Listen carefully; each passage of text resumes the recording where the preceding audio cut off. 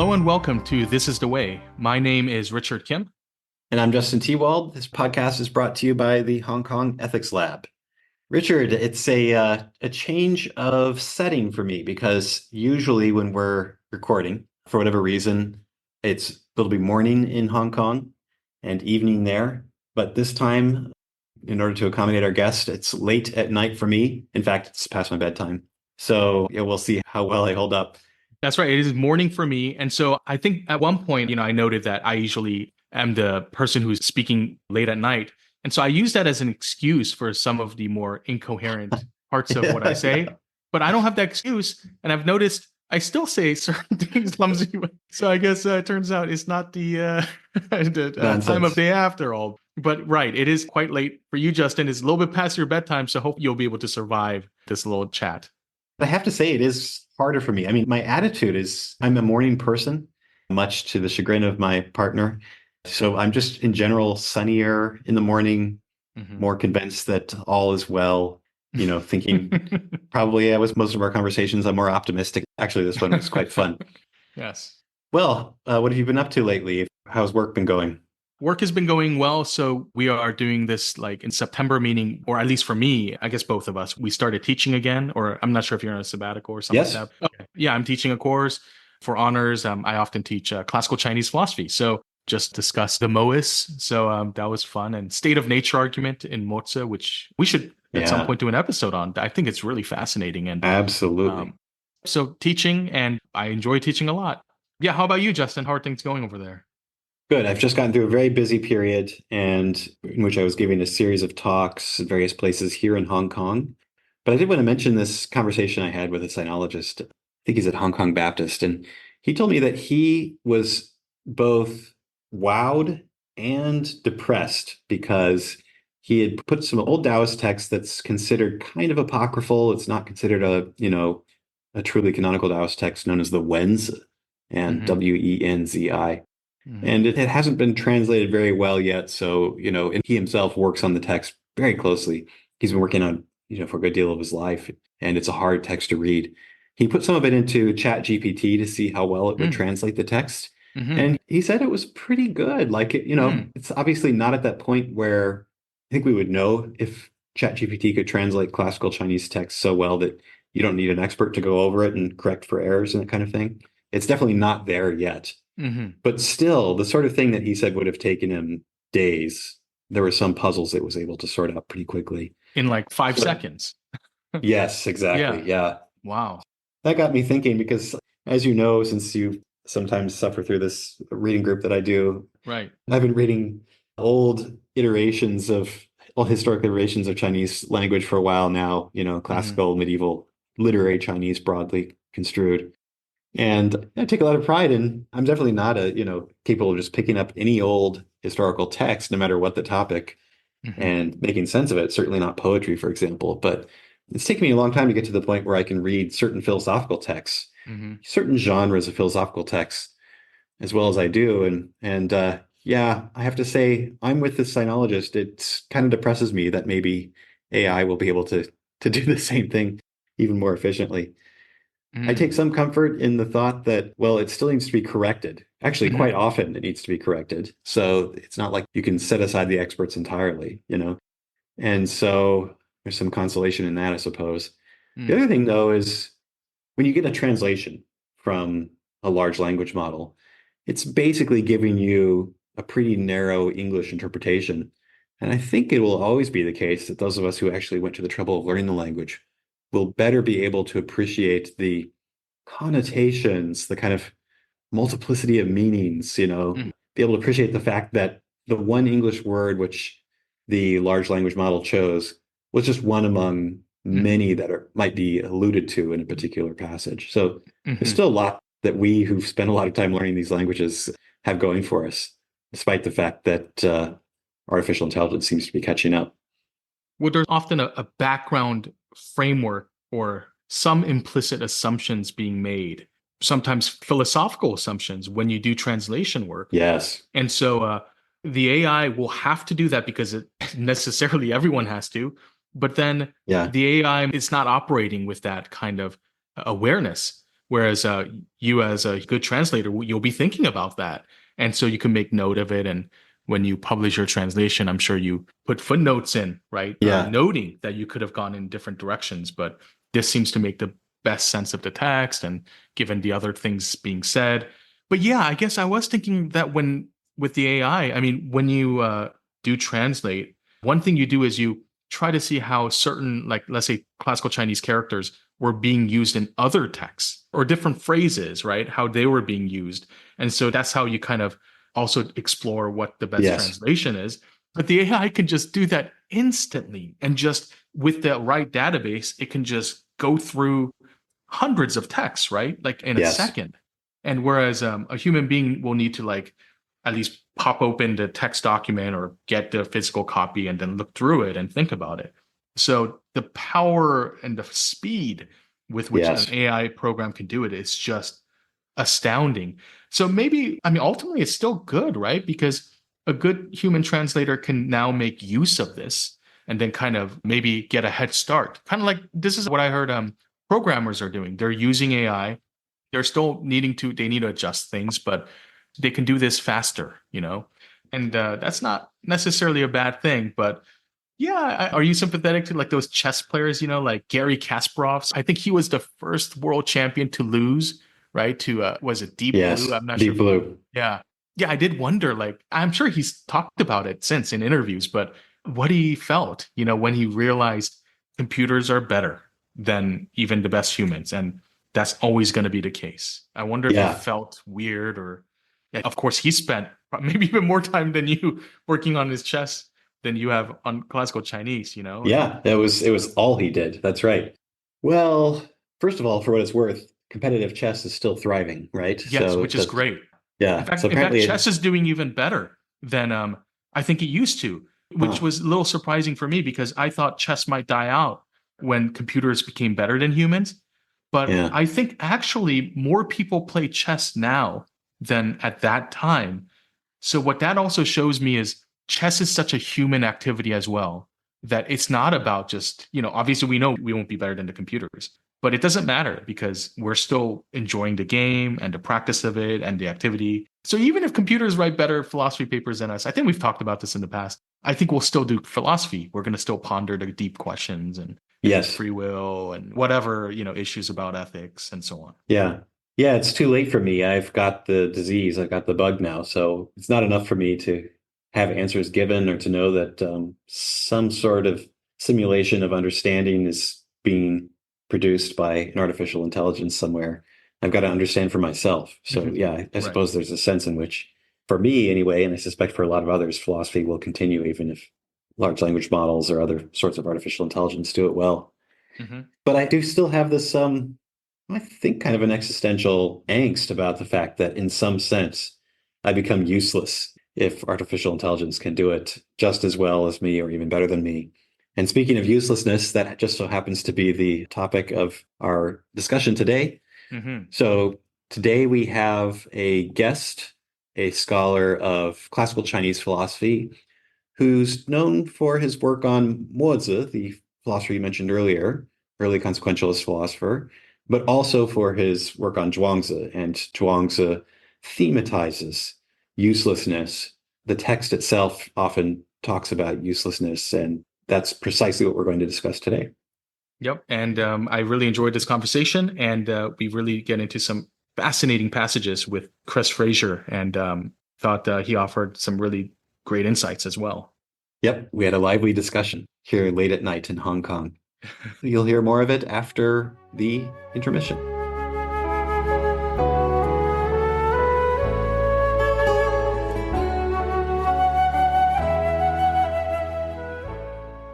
Okay, we are back. And today's topic, once again, is the notion of uselessness in the Zhuangzi. And we have a very special guest today to discuss the Zhuangzi and the intriguing concept of uselessness, Professor Christopher Fraser, who is the Han Yin and Sweat Fong Chan Professor, I apologize for that, in Chinese at the University of Hong Kong, which is where Justin also teaches. Hey, Chris, great to have you here today. Thanks, Richard. Great to be here.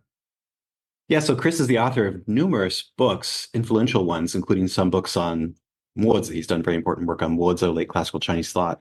But the two books that I think a lot of today's listeners will be most interested in are, first of all, he has a translation forthcoming. Maybe by the time this is published, this episode is published, it'll be out, called Zhuangzi, The Complete Writings.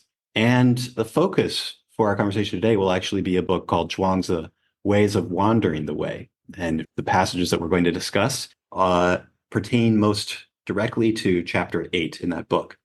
So I like to add a little personal anecdote when I happen to know our guest personally. So I thought I would mention, I don't know if you remember this, Chris, but we first met at a conference, a professional conference in Chinese philosophy in New South Wales, Australia. I think that was around 2004, 2005. I'm not exactly sure what year it was. I think it was 2005. Yeah. 2005. So I was Yep. still a graduate student at the time, and it was my first professional presentation. I'd, given a couple of workshop style presentations, mostly to other graduate students back at Chicago where I was studying. But it was my first professional one. I was pretty nervous, but I was also eager to have some sort of evidence, some sort of proof that I'd actually done this thing, spoken before other scholars and that kind of thing. And Chris, you were a pretty serious photographer at the time. So you were taking pictures everywhere you went. You were taking pictures of people and then sending them to them later. And so I was actually quite excited to have, photo documentary evidence of the talk. But when you sent me the pictures, I remember by email, I looked like some sort of wild man. I was like never facing toward the audience or the camera. There were like pictures of me jabbing the air with this sort of deranged look on my face. And I was often just sort of looking up at the ceiling as if there were some birds attacking me or something. So anyway, I couldn't bring myself to share them with anyone, but I was still... Do you still have them, Justin? Do you still have those pictures, or are they still? I suspect not. Yeah, you've destroyed them, all the evidence. Yeah. Yeah, I'm sure I've got them somewhere. Yes, Chris, please share them with us. I'd like to see those. One problem is that I don't stand still when I present. I think that probably explains a lot of it. But, yeah. Well, I think you were enraptured by the philosophy. Yeah, maybe. Yeah. I was just restless.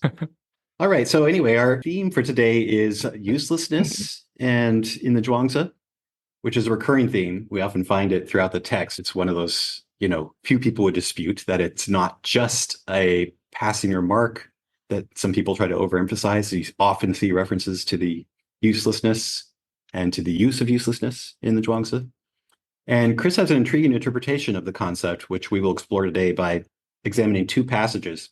Actually, we're treating the first as a stepping stone to the second. So the first one is a story about a useless tree, and that's presented in the form of dialogue between Zhuangzi and his legendary friend Huizi, the School of Names thinker, Mingjia.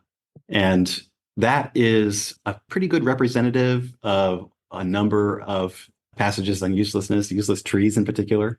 And then we're going to look at the first opening passage in Book 20, which we could call the tree and the goose passage, or maybe just the goose that couldn't honk passage, which in some ways, when it follows on the heels of the first one that we're going to look at, sort of represents a surprising plot twist, because it seems like it's denying or undermining a claim that looks like it's being established in the first one. So the theme really is uselessness, but we're going to kind of look at it in two steps. First, we're going to see how uselessness can in fact be useful.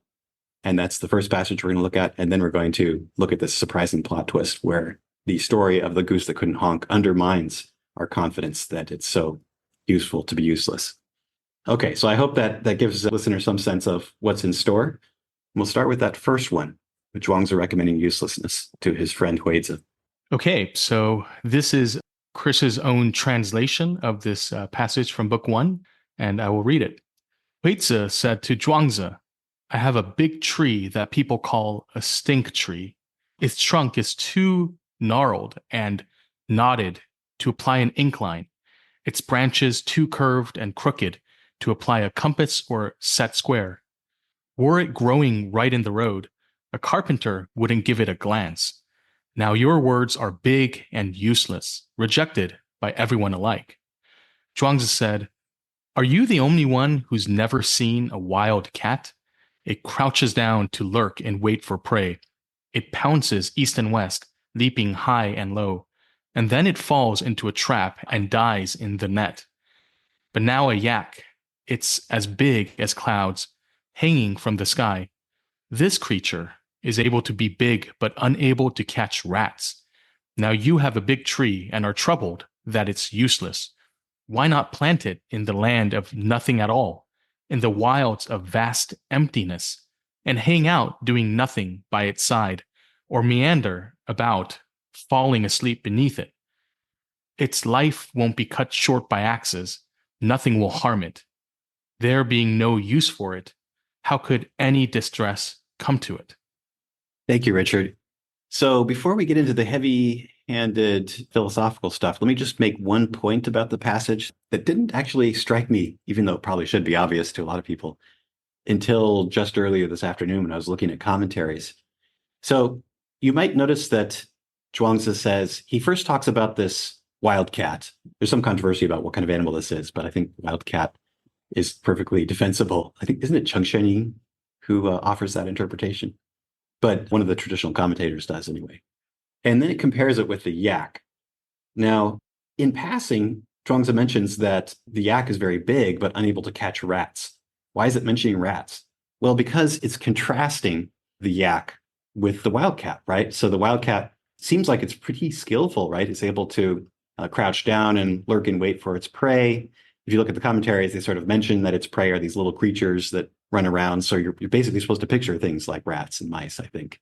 And so it seems like this wildcat is very useful, right? It seems like it has useful skills. It seems like it's good at what it does. The yak, by contrast, is big and useless, just like Zhuangzi's words, and is not able to catch rats. So that's all. I just wanted to make that quick point about that somehow rat catching or catching of small prey is supposed to be the measure of usefulness here. Yeah, absolutely. So rat catching is the use of the cat. And the idea is that, here's this cat who's in his own way very useful, but he just falls into a trap and dies in the net, whereas presumably the yak doesn't get trapped. And jumping out of this passage very slightly, the yak is described as being as big as clouds hanging from the sky. And this analogy of clouds hanging from the sky is also used to describe the pang bird at the very beginning of this section of the Zhuangzi. So it's pointing back to that giant bird at the beginning of the story, which presumably is also, useless in the same way as the yak. Yeah. It's a nice point. Now, so just this story, and Justin's right, that it kind of establishes a motif that then gets picked up again and again in a number of other stories, is there's this claim that the tree is useless. And Zhuangzi, immediately points out, but you could use it for something. It's a perfect shade tree. You can hang out and fall asleep by its side. Mm-hmm. And then there's that major theme, which is that since it's useless, nobody's going to cut it down for timber. There being no use for it, no distress will come to it. Mm-hmm. I wonder, too, if part of the implication of this particular story is that the tree is described as being too gnarled and knotted to apply an ink line, or the branches too curved and crooked to apply a compass or set square. And there's a number of other texts out there in the literature suggesting that moral cultivation, this is what we get in Xunzi quite explicitly, is that moral cultivation is like pressing crooked wood so that it's then straight. And Huizi is claiming that this big tree is so crooked that it simply can't be pressed straight. There's nothing you can do with it. It's beyond moral cultivation. It's beyond hope in that way. Mm-hmm. Yeah, nice. Yeah, I also really like this passage because one thing it suggests is we tend to have a kind of patterned thought process where always noticing, or we tend to look out for things, how useful it can be, like what sort of common purposes it can serve, given sort of the background knowledge of this is the kind of thing that does such and such. But yes. Yeah, but this passage kind of, what Zhuangzi does great throughout the entire text is that he says, well, if you move away a bit from that kind of common pattern of thinking, you can start noticing other things from different points of view. And, it could be useful for these other reasons that you may never have thought of. And that's not really sort of the standard way of thinking about, let's say, a plant or a tree. But nevertheless, it could be extremely useful in these other ways. And also there is this kind of theme here, right, at the very end where because it's not useful in the standard way, it can live a longer life. It can thrive better because people don't pay attention. And there is this theme, like I notice even like in the Tao Te Ching as well, where there's a kind of a valuing of this laying low. It's better not to be like shiny and bright. You're drawing all this attention, but rather like a good mode of living is also one where you're kind of maybe unnoticed and you're certainly not striving to be noticed. And so things that are maybe kind of considered not good or useful in the standard way can actually be things that are doing better in many ways, achieving more fulfillment. Yeah, I'm not sure if I'm capturing that very well here, but there is this kind of Taoist theme that I found kind of recurring in both the Tao Te Ching and the Zhuangzi about how well, certainly we shouldn't strive to stand out, but also sometimes by not standing out, by kind of being hidden or operating kind of underneath the notices of other people, we might be actually achieving a more greater fulfillment or happiness. What I'd add to that is that, one implication, of course, is that nothing is inherently useful or useless in itself. Usefulness or uselessness are not properties of the thing. They're properties of how we interact with the thing. And so, as you said, you go around, looking at things and sort of measuring them by their usefulness. But the usefulness in question is always a product of your conceptualization of that sort of thing. And one of the features of the story that's very nice is that it's not simply a conceptualization. It's not a representational conceptualization so much as a pragmatic one.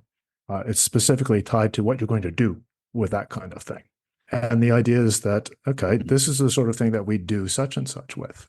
So what I suggest then in interpreting all of this uselessness, usefulness discourse is that it's an illustration of a deeper, broader Zhuangist point about the nature of Dao. If you think of Dao as a sort of norm-governed practice, then a way of using something is Dao that you're following in some way. And so if you assume that the only use a tree could have would be in carpentry, then you're saying that, okay, it's the Tao of carpentry we use to evaluate trees. But of course, the trees aren't going to agree at all. Now, only the carpenter is going to see things that way. And if you're not a carpenter and you don't follow the Tao of carpentry, you might not see things that way at all. Mm-hmm. Yeah, if you're children looking to have a stick match, right? The Tao of stick fighting or something like that, you might have a very different thing that you have in mind. And Sure. so, yeah, so the different contexts can kind of shape what can be useful or not. And so, and the example of children is particularly helpful because often children haven't settled into one particular way of thinking about the use of things. They're very open and creative about how they might use different things. So they pick up something that to us is an ordinary household object, but they see it as a toy that's good for whatever it is they want to do. They constantly invent new uses, largely in ignorance of what, adults consider the standard use. Yeah, that's right. Kids have a certain flexibility in their ability to sort of reconceptualize, recategorize normal objects that we adults have established a very sort of conventional, unoriginal interpretation of. Yeah. I mean, as a father, the other thing you notice with that is that the children are constantly noticing features of things that you overlook. Yeah. So I have a question here. It seems to me that when you look at passages like this one, a point that often is made is that it looks to people as though things that are very large are useless in virtue of being very large. So the yak is useless in virtue of being very large. And by the way, Zhuangzi's words are useless in virtue of being very large. Yeah. And that for me tracks with a theme that I take a lot of interest in, which is I think the larger you get, oftentimes the more you're supposed to be thinking of something that approximates a kind of panoramic point of view that we associate with heaven. Approximates, it doesn't match it, doesn't align with it perfectly. But anyway, I just wondered what you thought, Chris, about why that is. Why is it that the author would assume that people would think of large things as being useless? That's interesting because, specifically with the trees, the direction of explanation seems to go the other way. It's because they're useless that they've gotten so big. And so their large size testifies to their uselessness by ordinary standards. But again, if you go back to the pungbird story, you recall the pungbird takes off and the little creatures look up at him and say, what's he up to? What's that all about? So they obviously think whatever he's doing is useless. This is going beyond the words of the story. The story itself doesn't actually say that. But, they're questioning, what's the point of being so big and what's that all about? And they seem to think that, by their standards, it doesn't really make any sense. Right. So, I think you can take your point then and just say that things that go beyond like the normal human scale that become so large, thereby become kind of useless to humans. Yeah. And of course, the Zhuangzi text is repeatedly telling us, well, not necessarily so. Look at it from another perspective, and there might be another way of seeing how you can use them. But I want to pick up and build just a little bit on another point that you just raised, which is that the story explicitly tells us that Zhuangzi's words are big and useless, rejected by everyone alike, just like this big tree. So presumably, this is the closing story in book 1 of the Zhuangzi. And very likely that whoever edited this book put it at the end, partly for this reason, right? That it explicitly comments on the use or the uselessness of the words of Zhuangzi, the character, but by extension, it could be of the text as a whole. And maybe it kind of signals to us that we should understand that this text is gnarled and knotted and curved and crooked and isn't going to fit into any of our standard conceptions of what a text should do or how a text can be useful. It's going to be doing something else. And part of something else is something like inviting us in to roam around the wilds of vast emptiness. Yeah, that's a great point. Yeah, so if you're reading this text with that standard goal in mind of, finding some basic use that texts tend to offer us, you're not going to find it. And it's going to look like there's nothing good about this text. But yeah, you're right. At the end, it's suggesting that with this text, we can just lie with it side by side. And so it will maybe open up a way of living. So I guess the wandering way. No, I have not thought about it from that point of view. That's really great. Yeah, I have just one quick point about usefulness and perspective. So there's actually a number of ways of spelling out what exactly is going on here when this passage and others like it point out that it's actually quite useful to these gnarled trees or these very large trees that are of no use to the carpenters. It's still useful to the tree itself because that it has this shape, because then it means it's much more likely to survive. So one way of sort of cashing that out maybe is, one tempting way of cashing it out is to say, well, so usefulness depends upon whom it's useful for, right? So it's useful for the tree to be so gnarled precisely because it makes the tree so useless to carpenters and people who might have some practical use for it. But actually, there's something a little bit more complicated going on here in this passage. So the wildcat, it's engaged in activities that are both sort of conventionally useful. It's capturing prey. And I think the idea is ordinary human beings like us can understand how that would be useful, both to the cat, the wildcat, and perhaps to us, right? Because cats are the sorts of things that you have around to protect your grain from rats and mice and that kind of stuff. However, the yak isn't able to capture rats. And I think we're supposed to picture a big old yak that doesn't move much and sits around just consuming food or what have you. So in that case, there's both a sense in which it's not useful by our conventional standards, like catching rats might be, and also not engaged in useful activities even for itself. It doesn't have, it's not consuming prey. It's not getting like nice little chunks of morsels of rat or what have you. So that's all. I just wanted to point out that it's not as simple as comparing use from the point of view of two competing creatures, 2 points of view. It's more like there's some allowance for the fact in the case of the wildcat that it could seem useful to us as ordinary human beings, and also useful, its activities and its skills could seem useful to the cat itself. Yeah. There's a number of other Zhuangzi passages that are more explicit in saying that because an animal is skilled at catching something, or because a particular type of tree is very useful for a certain kind of lumber, they get sacrificed or they're captured. And so this one doesn't say that explicitly. Maybe that idea is in the background, that someone's going to catch the wild cat and tame it or confine it. Although the passage itself says that it falls into the trap and it dies. So that part is a little surprising, actually. Yeah, really. We should underscore then that it's actually probably the second or third passage in the Zhuangzi, if you just start from the beginning reading through, that touches on this theme of uselessness. But it's one of, I think, well over a dozen passages in the whole Zhuangzi anthology that deals with uselessness. There's several of them in book 4, of course, The World Among People. Yes. And so it's representative of what I call a discourse, or you can think of it as a discussion thread that's running through many parts of the Zhuangzi. As Justin was saying, it establishes a key theme that gets repeated a few places in the text. Yeah, thanks, Chris. Exactly. So that's why this passage that we're going to read next which I'm going to call the tree and the goose passage, but Chris calls the goose that doesn't honk passage, is so surprising. It seems almost as if it's responding to the pre-existing discourse in the Zhuangzi on the usefulness of uselessness to those who are perceived as useless, because it contrasts the perceived uselessness of a tree with the perceived uselessness of a goose. So I'm tasked with reading this passage, and I'm going to do it slowly so that our listeners have enough time to sort of absorb each move. So I'll start with the opening lines. This is, again, the beginning of what I call chapter 20, what Chris calls book 20. Zhuangzi was traveling through the mountains when he saw a great tree with flourishing branches and leaves. A woodcutter stopped by its side, but didn't fell it. Zhuangzi asked the reason, and he said, "There's nothing it can be used for." Zhuangzi said, "The tree gets to live out its natural lifespan because it's worthless." Okay, so far, if you are a sort of historical reader of the other passages that made it into the Zhuangzi, well, this is basically following the usual formula. The tree gets to live out its natural lifespan. It gets something that's quite useful to it, the tree, precisely because it's perceived as useless or worthless. Standard formula so far.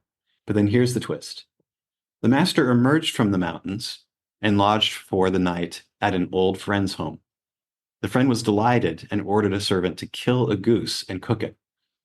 The servant asked, "One of these geese can honk and one can't. Which one should I kill?" The host said, "Kill the one that can't honk." Okay, got that? So the goose that can't honk, which presumably is less annoying than the goose that can, is the one that's killed.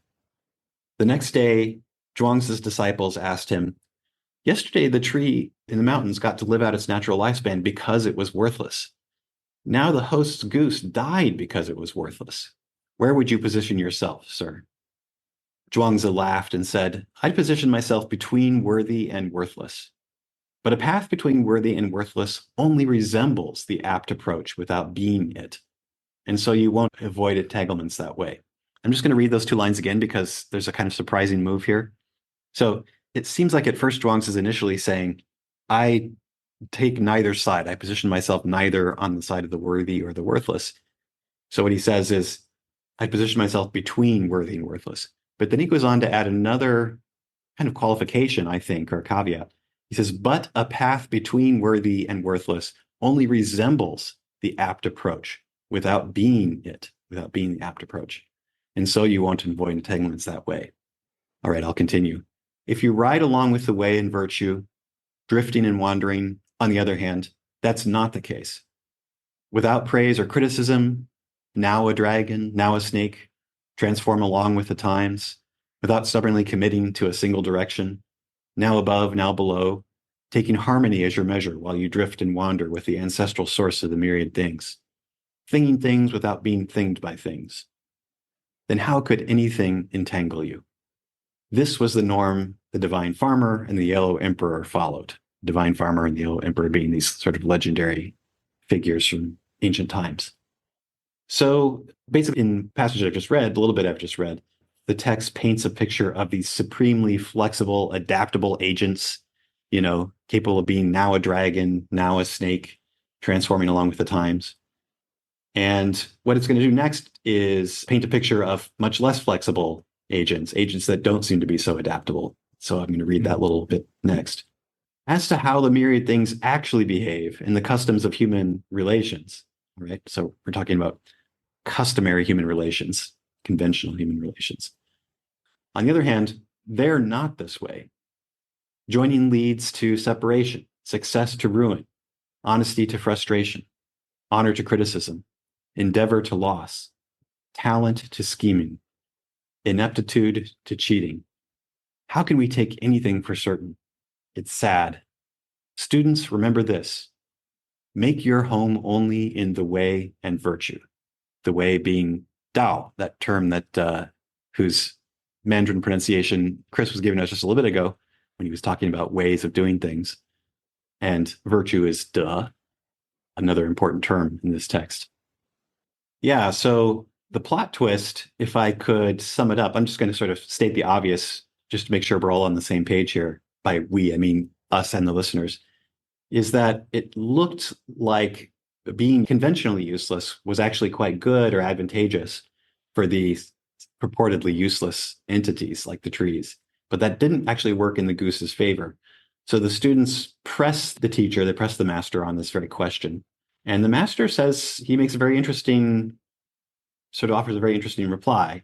He says at first that he positions himself between being worthy and not so worthy, but then goes on to say, but a path between worthy and worthless only resembles the apt approach without being it.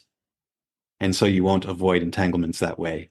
So I confess, I looked at the Guoxiang commentary. He thinks it's very important that Zhuangzi doesn't quite endorse just being sort of halfway between worthy and worthless. He seems to be using tentative language here. Yeah, anyway, I was curious to know what Chris made of this interesting response on Zhuangzi's part. Oh, I think it's kind of the pivot of the whole story, right? You've got this idea that, hey, hang on, this motif that's been going through various parts of the text so far about being worthless or useless faces fairly obvious objections. Okay, and then I think many of us, our first response to that problem would be, okay, so maybe the most useful thing to do would be to position yourself in between. And the text considers that and then quickly says, well, no, it might look like somebody who really knows what they're doing is positioning themselves in between, but that's not in the end what they're doing. And you won't avoid trouble that way. When it talks about entanglements, it's referring to getting yourself into situations where you're going to come to harm or you have difficulties that are very, very hard to resolve. And so it says, okay, now, at certain times in certain contexts, it may look like the person who really knows how to follow the way is taking a kind of golden mean approach. But in fact, that's not quite what they're doing. And some of the time, it's not going to look like that at all. Instead, what you want to do is ride along with the way in virtue without taking any one particular direction, any one particular model as a fixed standard that you're going to follow. So don't try to be useless, and also don't try to be useful, and don't try to be neither useless nor useful, but rather, and then we've got that paragraph that Justin just read, drift and wander. In some situations, fly in the sky like a dragon, and the others slither along the ground like a snake.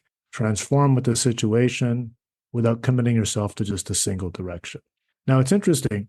It does say that there is a measure that you take to follow, and the measure is harmony, by which I think the text is probably referring to something like avoiding conflict. Like when possible, maybe joining in with things to create a kind of harmony. In other situations, avoid obvious conflict or friction. And why would it say that? Well, because that's a sign that you're successfully navigating away from entanglement. Or if we're allowed to bring in, ideas from other parts of the Zhuangzi, it's a sign that you're really grasping this pattern or the structure of the situation that you're responding to. Yeah, great. So this gives us a chance to introduce an important move that you make, Chris, that I think our listeners will be interested in, which is one of the issues that you're tracking in your book is how the way the Tao that Zhuangzi recommends to us is how sort of living in accordance with that Tao or practicing the Tao is or is not like supremely skillful activity. And this comes up often because I find that when you speak to people who are knowledgeable about the Zhuangzi, they often tend to think of Kukding or the bell stand maker, carver, or I don't know, the swimmer perhaps, the ferry boat person, as these exemplars of the Zhuangist way of life, in virtue of the fact that they're extremely skillful. Yes. Yeah. But one move that Chris makes in this book, and the passage we just read, I think, illustrates this move rather well, is that there's an important way in which the way of life that Zhuangzi does recommend to us is beyond skill. To quote a famous line from the Kukding story, he actually says that what he follows is the way, which is beyond skill. And how is it beyond skill? Well, for skills, if you think about it, they usually take as given certain ends. So if you're a Fletcher who makes arrows, then you have to make very good arrows, right? If you're a shoemaker, then you have to make nice, comfy shoes that fit you well and protect you from the elements or what have you. But as Chris reads what we may call this, one of the principal threads of the Zhuangzi, no end should be given. And that's why Chris likes this word wandering so much. And you can see now this passage helps to substantiate that point because it's suggesting you thought all along the goal was to, survive as long as possible by being perceived as useless to others. But that's actually not the goal. You have to be more open-ended than that. Is that right? Absolutely. Yeah, absolutely. So this passage is useful in a number of ways.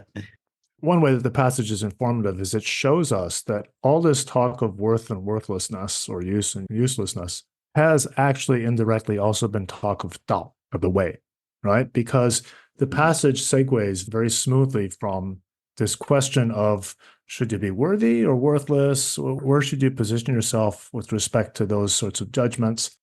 Very quickly into talking about how to follow the way, okay? And introduces a conception of the way and the associated de, which we could translate as virtue. And I explain it as sort of the powers of agency by which we're able to follow the way. So it's almost something like agency. It depicts those as something that we can kind of feel out. We can find a way to follow them, but they're going to be very deeply contextual, and they're probably going to frequently be variable. They're going to change in various ways. And it's suggesting that, what we do in following the way is constantly adapt to the circumstances in which we find ourselves. So, as Justin was just saying, that's a respect in which following the way has to go beyond skill, because skill has a fixed end. Now, why is the Zhuangzi so interested in skill? Because the performance of skills are often excellent illustrations of a sort of constant adaptation to changing conditions. Adaptation that rests on a kind of feel for the context, involves a sort of expertise in responding to the context. But, ultimately, the Zhuangist account of how to follow the way has got to go beyond that. It can't merely be about skill. And it's so nice that the Cook Ding story quite explicitly tells us this, right? And it's one reason why we should probably read the Cook Ding story as very deeply metaphorical. Yeah. So if we find ourselves reading the story and we say, wait, he's talking about how he learned to be a butcher, but he said it's not really about the skill, it's about the Dao. And if that inspires you to start drawing out implications of what's involved in following the Dao based on what he says about being a butcher, good, you're on the right path interpretively. And there's a lot, there's some very rich implications that you can draw from that passage along those lines. So the idea, of course, in the Cook Ding story is that the process he describes of getting to be as good a butcher as he is illustrates what it is to follow Dao, but it is not simply in itself following Dao. Following Dao goes beyond that. And so here we have in the tree and goose story, we have a more direct, it's very abstract, but a more direct expression of this conception of following the Dao as a kind of constant adaptation. There's one line that Justin read very nicely, and probably it's funny because you just passed right over this one, and this is a mind-blowing line. A lot of people find this line very interesting. It says, "Thing things without being thinged by things." And when Richard started off by saying, most of the time we walk around, looking at things and thinking about how they're useful, that's what the text would call thinging things. And here it's saying, okay, in various contexts, we're going to thing things. We're going to find ways of dealing with them or using them. But we strive not to be thinged by things. Don't let them pin us down as having any particular use or uselessness. I interrupted, Richard, so please go ahead. Yeah. There's a lot of things here, I think, to discuss. Here's one question I did have, which is, so it does seem like carrying out the natural lifespan and not getting killed. So I've wondered about if someone then says, well, okay, so are those at least part aspects of what it is to live according to the Tao? Or even that would be too rigid or rigidifying to our understanding of the way? Because even here, at least, we get this idea that, well, yeah, usefulness and uselessness, we shouldn't just simply be tied to either, because in one case, it might lead to a longer lifespan, but it may not, and so on. So now I'm wondering if life is or living, or is that also to shoehorn too strongly to a certain specific value? What do you think, Chris? I think that it can't be the case that the text is encouraging us to have no values whatsoever, because it's suggesting that we want to, follow the Tao, follow the way well. Well, the way goes somewhere. And if you're going to go somewhere, then you have to set an end. It can be a temporary end, a provisional end, but you have to set some sort of end or direction that you're going to set off in. And you may change direction as you go, but at any one time, you're going to be pursuing certain ends.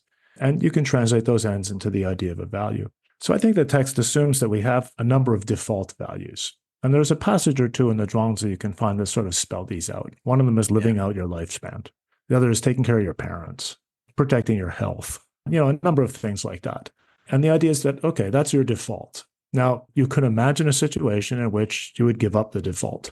Maybe you would sacrifice your life for something. But other things being equal, most of the time, you're working to preserve your life. Yeah, so actually, something we discussed in our very first episode in this series was how there's a sense that parts of the Zhuangzi are trying to push this idea that what you normally think of as sort of very meaningful distinctions in value between various ways of living, various outcomes, are in fact collapsible, that there are ways in which they turn out to be even. And value distinction that seems to be a kind of particular target simply because it's the hardest nut to crack, really, is that between life and death. So it seems like it's just very hard to get past this thought that it's better for us to live, at least for a good long time, to a ripe old age rather than die. And yet it seems like there are passages that are trying to press even that value distinction, trying to challenge even that idea. So insofar as you accept that that's a kind of pervasive view in the parts of the Zhuangzi that Chris is trying to track here, then we could say, yeah, perhaps even this assumption that it's better to be the goose that lives longer or the tree that lives longer, that too is an end that could be we should treat as an open question. Yeah. Like in the skull passage in the Zhuangzi where the dead skull says, well, why do I'm happy where I am. I'm far better off now than when I was living. So you do get even that kind of radical idea. Yeah, very much. So the skull passage is a particularly good example because I think you'll both agree that in the Zhuangzi, we're often going to find the attitude that, is life not really valuable? Well, should I give up my life? Well, why would I want to do that? How would that be an appropriate response to my context? And the answer is, well, only in certain very rare situations. The life of my children is at stake and I sacrifice myself to save them. Okay. Other than that, it's not really going to be a situation that comes up very often. Whereas if I happen to be dead or I happen to have been struck by some horrible illness, then the Zhuangzi is saying, okay, that's the situation you're in. What's the smooth Dao and De, way and virtue kind of response to that situation? And it may be just to let the situation continue and get used to it. So we have both a number of passages that affirm the default value of life, of living out your natural lifespan, understanding that your natural lifespan has constraints on it. Then we have those other passages that express a kind of acceptance of death. I don't think that there's any deep incompatibility between these. I did have this question. So the kind of advice that's being offered, or maybe advice is not actually the right word here, but at least like one kind of picture or image of what it is to live well as a human being. I do wonder if this kind of image or picture is going to be difficult or challenging for, let's say, someone who's young. So you imagine like a teenager who's like 16 and he's just like wondering what he should do with his life. And the Zhuangzian response, I worry that it's not substantive enough in the right way. Yes. So, because for a 18-year-old kid, I might be like, well, you should start, cultivating some skills, save up your money. And I'm going to give these practical advice. Yeah, but maybe Zhuangzi himself would say, well, yeah, I would say that too, because in his situation, and I think, Chris, you were kind of hinting at this idea too, in his situation, living according to a Dao might involve something more like spending years cultivating some skill and living in the world and getting experience and so on. And that might actually be what it is to live according to the Dao. Yeah, is that the kind of response you might make to that kind of question? Yeah, so the guidance that we're getting, and this particular story, the mountain tree story, is a good example, is mostly formal, right? It's not substantive, except for a few default values, like, living out your natural lifespan. So it's mostly formal. So it's not telling you what to do. It's telling you how to do it. And where does the what come from? Because there's got to be some substance there. And I think that a Zhuangzi answer to that question is that the substance is there present in every individual's life. They just need to, look at it, feel it out. It's probably there. So what each 18-year-old should do is going to be determined by that particular 18-year-old's context, their abilities, their interests, and so on and so forth. And how you find the answer on a Zhuangzi approach may or may not be easy. It might be somewhat difficult, or you might have a few wrong turns along the way. I suppose a Zhuangzi style philosopher will say, well, the wrong turns aren't really wrong turns. They're a process of education. They're part of learning what Dao is for you. One of the interesting things we see about all those skill stories, of course, is that all those people worked very hard for many years to attain the kinds of skills they have. And that seems to be an illustration of Dao following, provided you don't get too locked into that one particular skill. Another aspect of the skill stories and how I think they illustrate this more general formal conception of Dao is that, I don't know if you've noticed, but nobody in the Zhuangzi ever learns a skill. There is the one story about the guy who paid to learn the skill of dragon butchering. But generally speaking, people don't learn skills from others. They kind of find their way. Mm-hmm. And so I take that too to probably be an illustration of this broader conception of what's involved in following the way. So certainly, I don't think that the Zhuangzi message to an 18-year-old is go out in your backyard and sit under a tree and fall asleep. Yeah, maybe on Sunday afternoons or something. That's what it is. Mm-hmm. But it's rather, what are the values that are prominent in your life, for you, and what seems to be the best responses to those values, given the context that you find yourself in, but without blinding yourself in some way or fixating on some particular interpretation. Mm-hmm. Yeah, good. So I have just a number of questions, too many really to address all in one sitting, but about this open-endedness that you rightly detect in the Zhuangzi, Chris. So you're comfortable saying that there are certain basically formal and not substantive ways of describing the criteria that we might want to apply when we're trying to kind of assess our own conduct or character and figure out how to improve. So some of the words I picked out from your book are ordinariness, being ordinary or lodging in the usual is often a good rule of thumb. Being useful seems to be a good rule of thumb. Free flowing, right? Various sorts of coordinated activities that help to harmonize with others. Those are all kind of general descriptions that don't really commit us to any particular criteria in the way that, say, a Moist consequentialist criterion might to any particular course of action.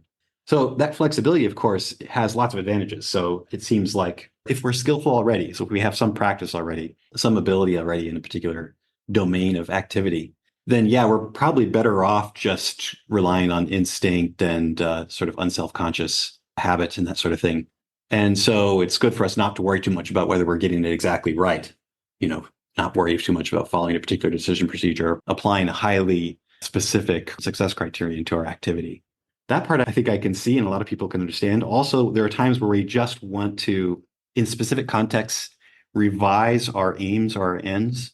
And so that's another reason why we don't want to get too caught up in very specified success criteria. But there are just a whole bunch of worries about that kind of open-ended advice. I mean, at the end of the day, I'm just giving you an opportunity here to sort of say a little bit more about your line that you take in the book, Chris. But at the end of the day, people might worry there's just not enough meaningful action guidance here. And I can think of a number of ways of spelling out that worry. I'll just mention two. One, I think I'm taking my cues here from Richard. It's one thing to say to an adult who has a refined sense of judgment, who's very good at recognizing when they're in a new context and therefore they need to kind of apply different criteria. We can recommend to them, of course, that they be open-minded. But for young children, you just tell them, lodge in the usual, try to be useful by your own standard and free-flowing. It seems like having some good general guidelines is probably the better way to start. That's one. So it sort of depends on how adept you already are as to whether we want to emphasize the open-endedness, Yeah. Okay. Well, so my response to that would be very briefly sketch what I see as like a Zhuangist ethic. I don't know if I agree with this ethic or not. At this stage in working on this project of interpreting the Zhuangzi, I'm not necessarily endorsing it, but I'm trying to understand what I see basically in the text. And what I see is I think that at least some strands of the text there is this approach to life that we could call an ethics, but it's an ethics that rejects almost all of the major moral concepts employed by rival ethical schools in favor of just a pair of core concepts, and those are the ones that have just shown up in this particular passage, the way and virtue. And so the way is the course of action you follow, and you can also use the way to refer to how you follow it. And then virtue is how you follow it in the sense of how you perform it. What sort of excellence of agency do you manifest in following this course of action? And then when the text itself, endorses or criticizes people's conduct, it uses a cluster of terms, and Justin, you just picked out several of the central ones. And I think we see those terms getting used again and again, some of them more than others. One that's particularly helpful is the concept of, it's very difficult to translate into English, right? The concept of flowing freely or connecting straight through. So the Chinese concept is tong.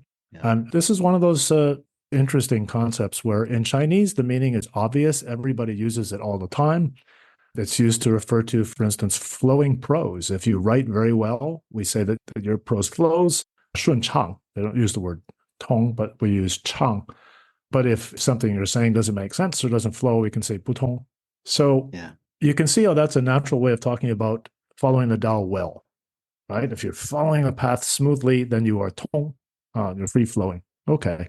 So then going back directly to your question, what do you say to your 8-year-old when you want him to do his math homework and he doesn't want to, but you're really kind of afraid that if you don't push this little guy a little bit, he's going to grow up being innumerate? That I think the background Zhuangist explanation is, society at the moment, at least, is structured in such a way that the patterns that you need to follow, in order to be tong, to flow freely along almost any path that you take, are going to require competence in this skill. Mm-hmm. To live well, you're going to need this. And so that's the sort of explanation. Now you can see how that makes certain things like, learning basic addition and subtraction kind of non-negotiable. But then if the world were to change in some way, maybe they could become negotiable. And then at the same time, it leaves certain other areas kind of wide open. Maybe for somebody, the most free-flowing path to follow is to go to med school and become a doctor. But maybe for somebody else, it's to become a professional guitar player. Good. Yeah. So here's another way of pushing back, I think, which is to take cases where it seems like we need some shared standard of assessment in order to even get started in the project of negotiating solution to various kinds of social coordination problems. So just bear with me here. Imagine that your children go to a school and the principal or the head of school has this crazy idea. She's a Zhuangist, so she's always trying to be open-minded and, she doesn't take any ends for granted. And for whatever reason, she decides that she's going to start convening classes, I don't know, at midnight till like 3 a.m. on Saturdays and that sort of thing. And it's a huge inconvenience for the parents. They have to drop their kids off at terrible times and the kids are cranky and, and on a certain reading, maybe this isn't very charitable, but on a certain reading of the Zhuangzi, you're sort of deprived of the shared language by which you can assess and critique that decision, And at the end of the day, she can say, hey, I'm just, I'm following my Tao. Don't get too hung up on this like conventional schedule, work schedule. Right. Okay. So I think that a Zhuangist thinker has plenty of resources by which to respond to that kind of problem. The existence of other people is part of the situation that you have to respond to. So, okay, we've just been looking at the mountain tree passage, and it's talking about, okay, you're not fixated this way or that way. You're responding to the situation, and you're not committed to a single direction. And then if we think back to, again, the example given by the cook butchering the oxen, when you're cutting up an oxen, the structure of each ox's body is going to be different. There are going to be certain generalizations that hold, but the specifics will be different in all of them. And you can only do it well if you respond to the given structure in a certain way. And the cooking story, of course, emphasizes that. It says you've got to respond to what's inherently so in the thing. Mm-hmm. So there are things that are inherently so about human social life. Now, they may be inherently so only a certain time slice. Maybe over time they change. But a certain time slice, this is how things work. And you can't just simply snap your fingers and make it be some other way. So if you want to work with people, you're going to have to adapt to them. And so you can't hold your primary school classes at midnight because people are simply unable to cooperate with you in that way. It can't be done, right? That goes against what's inherently so of the situation. And then on the other hand, if this very creative, open-minded teacher does come up with some genuinely novel ideas that do somehow fit in, well, then more power to the person. So Good. I guess one follow-up question there would be, I think that's right. So there's these resources that a Zhuangist can use. But I do wonder if there's still this implicit kind of acceptance that even in your explain or response here to Justin right now, so the creative teacher might find a novel way, but then even that novel way needs to connect up with a deeper kind of value having to do with, let's say, social cooperation or Yes. harmony. So then I'm still wondering, it seems like an implicit appeal to some kind of objective values that keep kind of coming back in. And so, because otherwise the response looks less plausible, or you do get this worry that the crazy teacher can just go with this plan. But of course, that's not going to work because it's given our human psychology. But even if she makes it work, that means still she's abiding by some other value like social harmony. Yeah, isn't there always going to be some implicit kind of basic, fundamental, intrinsic value that we're appealing to make this all kind of intelligible at least? I think maybe the Zhuangzi or Taoist response to that is to say, well, there's no reason to label it fundamental or intrinsic or objective. All you need to say is that it's there. It's operative in this situation. And perhaps it could change. And when we were talking about life and death, we said, okay, they take life as default value. Is it objective or intrinsic or what have you? Well, they don't really talk about that. And I think it's because they feel it's not necessary. What's more fundamental? This idea of following the way well. That seems to me the more fundamental idea for them. So you want to follow the way well, and in this context, such and such is an operative value. Now, this idea of social harmony, I think, is actually built into their conception of following the way well. Because remember, another of the adjectives that the text uses in certain places, the one Justin didn't mention was fit, good fit. Right. Kosher to shirt. So we have this idea that to follow the Dao well is to fit in with your circumstances, to fit in with those things that you can't control. And I think that much of the Zhuangzi is actually more deeply social than we give it credit for. Like the skill exemplars seem to be fairly individualist passages. They're often talking about a single agent interacting with natural circumstances. But there are a number of other passages, and of course, everything in book 4 is about social relations. And so I think it's understood that, to follow Dao well in a society, you need to find various ways of fitting with other people. Does that help? If we want a particular example, I can give an example. Yeah, well, we got the monkey trainer passage that we've discussed in the past of kind of adjusting. Yeah, that sounds very plausible to me. It's just that I can imagine someone saying, well, no, humans are doing terrible things, and maybe a misanthrope says, no, I don't think we should fit in with people, and then I'm just going to try to kill them off.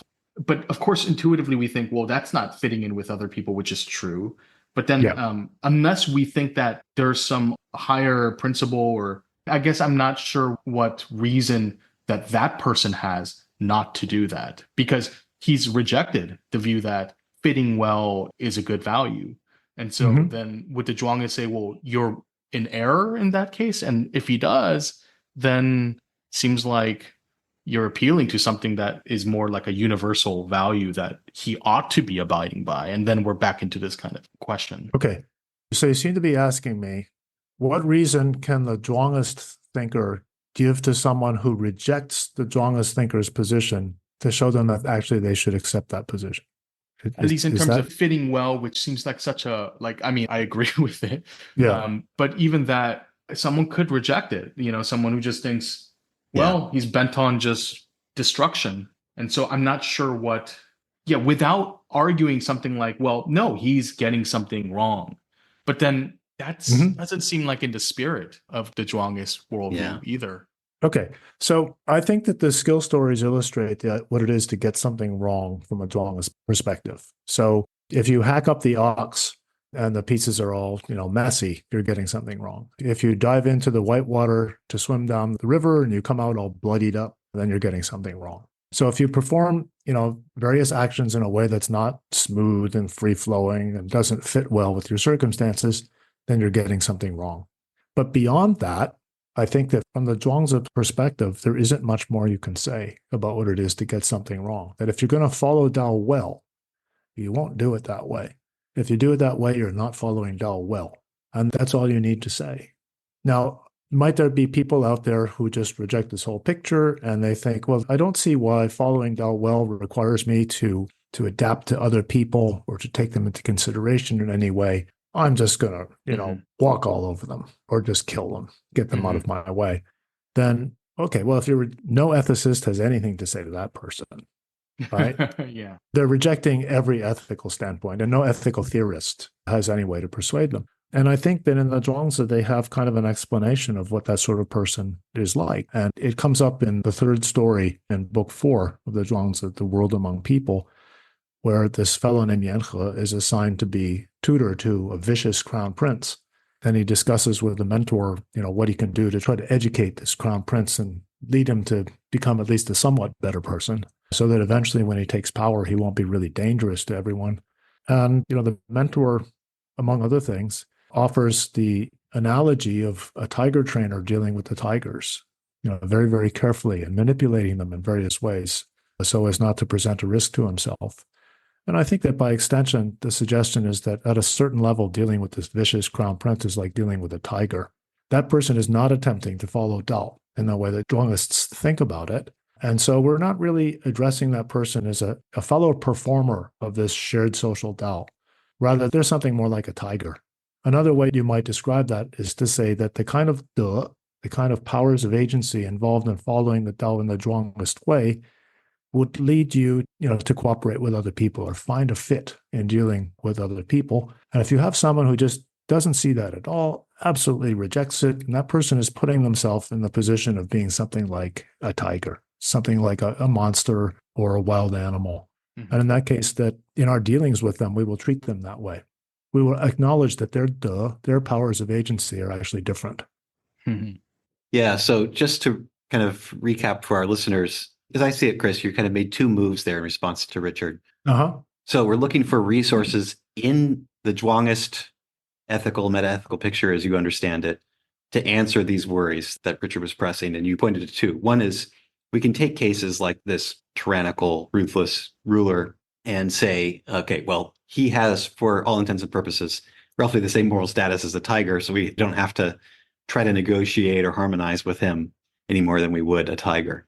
I think a lot of people understand that move. Another move you made, which I think is interesting, and I just want to call attention to it because it's a little subtler, is to point out that there are ways in which kind of the facts themselves can place causal constraints on our Tao, regardless of what our particular norms happen to be. So you said, if your Tao is to be a swimmer and you emerge from a river all bloodied, then obviously you're not living out your Tao properly, right? You're not doing it skillfully. So perhaps a really clear example would be something like, if you decide that your Tao is to engage in, I don't know, ceiling acrobatics, given that the law of gravity is such that you're not going to do a lot of acrobatics on the ceiling, or I don't know, ceiling bowling or something, So in that case, you're not going to succeed at living your Tao because of the sort of facts of the matter, not because of anything about having to do with your own personal preference, right? It's the world that constrains you in that case. Yeah. Yeah. Mm-hmm.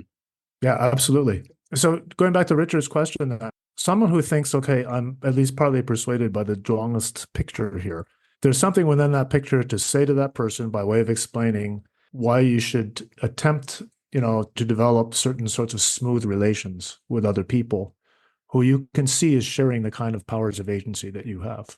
And so there's something persuasive to say to those people. And then the people who just reject the whole picture, well, nobody can say anything to persuade them. So they're assigning themselves a different sort of status, as it were. Mm-hmm. Would it be possible that the Zhuangists could still say, yeah, like we cannot speak to that person, but that person might be living according to the Tao still, or is that not possible for that person? So I think the criticism is that they're very poor performers of Tao. So I think that the fundamental Zhuangist criticism of that person is that they're stupid. So that takes us to a different passage in the text. That takes us to the story about the giant gourds. Right? When Huishi, Zhuangzi's friend, had these giant gourds that couldn't be used as containers or as dippers, the 2 standard uses of gourds, he concluded that they were useless and he smashed them. And Zhuangzi criticized him by saying that he was zhuo in Chinese, which you can interpret that as either stupid or clumsy. So the implication then is that that's a very poor performance of Tao. You're not adapting. You're not transforming with the situation. You've got these 2 fixed ways of using something, and you've got something that doesn't fit either of those. So what do? You respond violently and smash it. That's poor performance. And the adjective that the text uses is zhuo, clumsiness or stupidity. So insofar as the crown prince is capable of following a better path, living a better life, we could say that, well, maybe he could, but he's acting in a way that's very clumsy or stupid. So my suggestion there is that if we want to pick up the suggestion I'm putting forward, that the focal points of a Zhuangist ethics are the concepts of the way and virtue, then the fundamental evaluations of our conduct and our character are going to be in terms of, Zhuangist evaluations of what it is to follow the way and have a certain kind of virtue. And the Zhuangist evaluation of following the way well is the word we were just talking about, free-flowing, fitting. And the Zhuangist evaluation of following it badly is things like being obstructed or stupid. Mm-hmm. Yeah, I'm going to attempt to do something that's quite often hard to do with professional philosophers, but just register a worry without necessarily expecting that you then reply, So I'm not trying to suggest this is a devastating objection, but it still seems to me that it's hard to shake the sense. I mean, as I understand Chris, he thinks it's sort of built in that if you perform a Dao well, it's going to take into account the interests of other people such that you're going to be seeking, just insofar as you want to do it well, you're going to be seeking sort of smooth, conflict-free interactions, ways of harmonizing in ways that look relatively benign, Mm-hmm. Now, just two things here. Here are the worries. One is that, in fact, the Zhuangists are sneaking in under the guise of being kind of structural requirements. They're sneaking in some ends that they're actually quite attached to. Smooth, conflict-free relationships or, kind of relatively harmonious communities. That's one worry. And of course, one could, get attached to those ends, and one wonders how open-minded we're supposed to be about those ends. And the other thing is, there are definitely passages in the Zhuangzi that suggest that those ends, those more harmonious ends, are preferable, or they're sort of desirable, in virtue of the fact that they're the right sort of expression of this cosmic entity, or some sort of entity that we call the Tao, which is a big ask, I think, for a lot of philosophers these days, especially those who bring certain naturalistic presuppositions to their metaphysics. That's all. I just want to register those worries. Okay. Well, I think Dao is social. So their understanding of what it is to follow Dao well, the Dao in question can very easily be a social Dao. And their understanding of what it is to follow Dao well is going to be for, a social group to jointly follow it well. That's where they get the smoothness or the absence of conflict in the picture. Now, that word harmony need not always refer to a kind of cooperation. I guess you could attain harmony by just staying away from someone, avoiding conflict. So, if you're in a very bad romantic relationship, for instance, under certain circumstances, maybe the Zhuangist thing to do would be simply to break up, and then you stop fighting with each other. And there's nothing that suggests that that couldn't be the case. But in many situations, the Tao could well be social. As I say in chapter 7 of that book, that the kind of Tao we're looking at sometimes, at least, is a Tao that we find together. We're going to follow the way together. So I don't think they're sneaking in another value. I think it's baked into their idea of following Tao well, that other people are part of my life. They're part of the situation I have to respond to. So if I'm going to follow Tao well, there are going to be certain situations where I'm doing it alongside others. And maybe there are differences of detail in the Tao they follow and the Tao I follow. I'm a professor, and maybe they're a doctor, or maybe they're a bus driver, but there's a lot of overlap as well. And so to jointly follow Tao well, manifesting a kind of collective smooth agency, we're going to attain a certain kind of harmony. And then your second point was, well, might there actually still be this Taoist conception of the cosmic Tao that's kind of underwriting everything?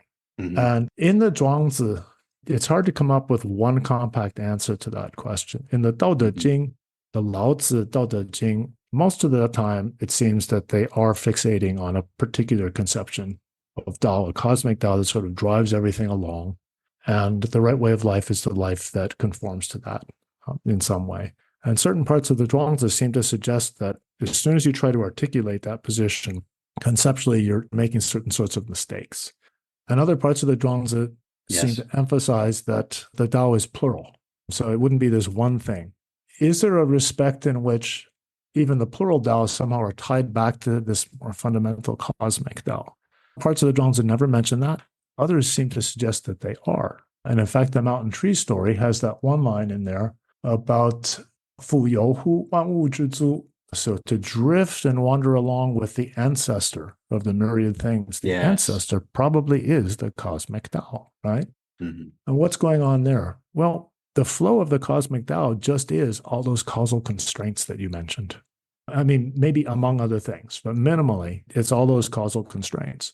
And so the implication then would be that, the Tao to follow is this flow of nature, including all of its cosmic constraints.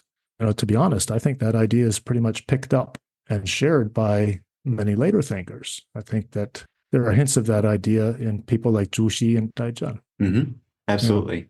That's a good point. And that's a good, I think, way to end the episode reluctantly, because I feel like in some ways we've only just begun to touch upon the controversies. But I think you're right, Chris, that in fact, you're pointing at a feature of Zhuang's thinking about Tao, which gets picked up by later Neo-Confucians when they talk about Well, so just to follow up on that one point, when we say, where did philosophical Taoism go in the Chinese tradition? I think the answer is, well, it was absorbed. And many of the key ideas in Zhuangzi are actually there in Zhu Xi and in some of the Qing dynasty figures. Yeah, absolutely. So Zhu Xi is the great synthesizer in a number of respects. Yeah, so it's not only did he involve Buddhism, there's probably a bit of Taoism in there as well, but for ideological reasons, none of them can acknowledge that. Oh, certainly not. Yeah. Yeah. I think Justin and I are going to have a future joint book project called Zhuangzi and Zhu Xi.